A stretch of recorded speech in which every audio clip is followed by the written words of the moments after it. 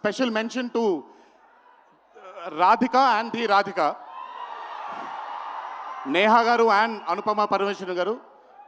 they've done phenomenal job.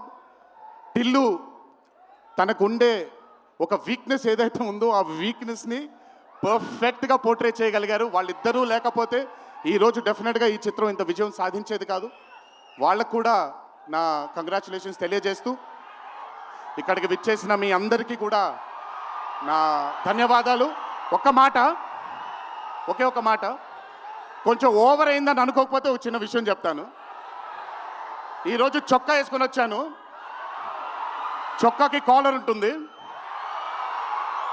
Devara అనే చిత్రం release late అయినా సరే రేపొద్దున మీ అందరూ గర్వంగా కాలర్ ఎగరేసుకునేలాగే ఆ చిత్రాన్ని మీకు అందించడానికి, మా ప్రేక్షక దేవుళ్ళని అందించడానికి మేము ప్రయత్నిస్తాం.